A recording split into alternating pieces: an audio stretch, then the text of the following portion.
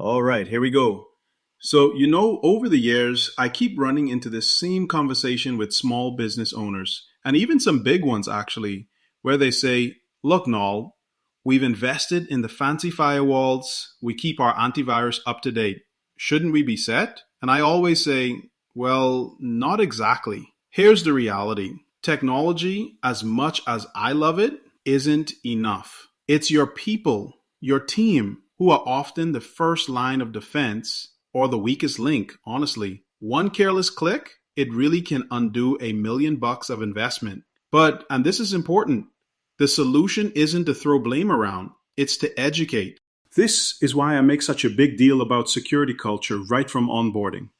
If you can get new employees to see that security isn't just something for the IT department to stress about, but it's everyone's job, you're way ahead. I worked with a global logistics company, huge operation, lots of moving parts, who started adding a quick cyber hygiene session to every single orientation.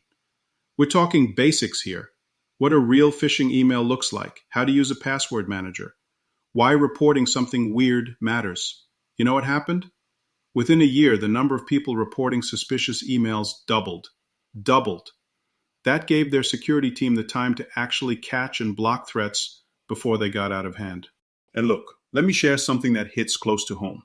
I had a client, a smaller team, thought they had things covered after going through one round of security training. Then, one day, someone in accounting clicked a phishing link. Just one click. The fallout, the cleanup, let's just say nobody wants to repeat that. And we realized together that security training can't just be a one and done deal. It has to be part of the fabric of your company, like your mission statement. Protecting your data is really protecting your customers, right? That's a message you want popping up in onboarding, but also in posters, email reminders, heck, even team huddles. The thing about cyber threats is they're always evolving. The bad guys don't sit still, so our awareness can't either. Annual training? Honestly, that's like putting a band-aid on. It might help for a bit, but it's not enough. What really works is making training a regular thing and keeping it fresh. And yeah, a bit of fun doesn't hurt either.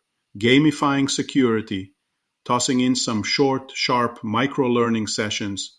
There's something about a quick quiz or a leaderboard that sparks a bit of competition in the office and gets people paying attention. I think back to this regional bank I worked with, small to mid-sized, a few dozen branches. They started running quarterly phishing simulations, actually sending fake phishing emails to employees to see who'd click. At first, about 18% of folks took the bait, which is, well, not ideal. But after getting targeted retraining, so more help for the people who clicked, and repeating that every few months, by the end of the year, their click rates dropped to under 3%. Under 3%. That's huge for real-world risk reduction. And here's where, engagement really matters. Some folks remember what they learned best from a quick video, others from a newsletter, or even a 2-minute quiz. Mixing up the format keeps things interesting and increases the chance that it sticks. But I always hear, how do we know people are actually going to remember and use this stuff? And well, part of that is repetition, and part of it is relevance. If it feels like generic tick-the-box training, we all tune out, right?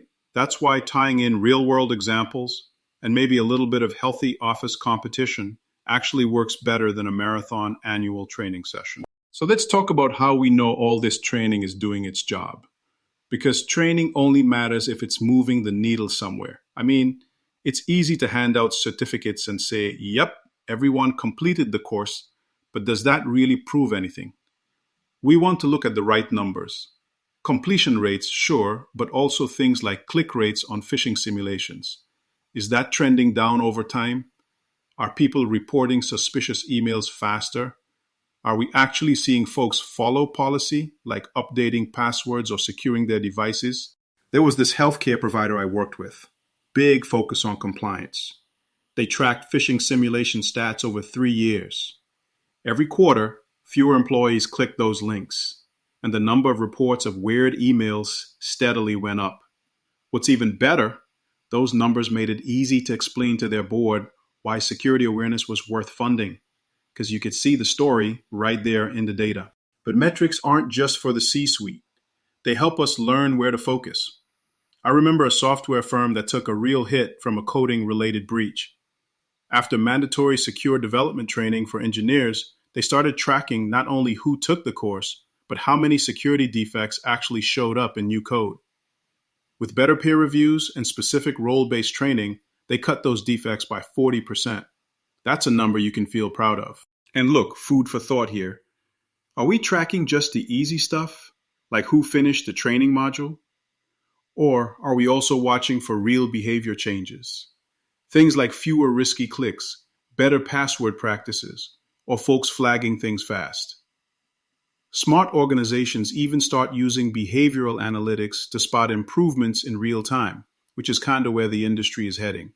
In the end, ask yourself, are you training regularly, simulating real threats, and actually keeping track of what matters? Seeking more insight and guidance? My book, A Simple Guide to Cybersecurity for Small and Medium-Sized Businesses, is available on Amazon. For a complimentary copy, send an email request with your name, phone number, and company name to noelg@vastmanagementcorp.com.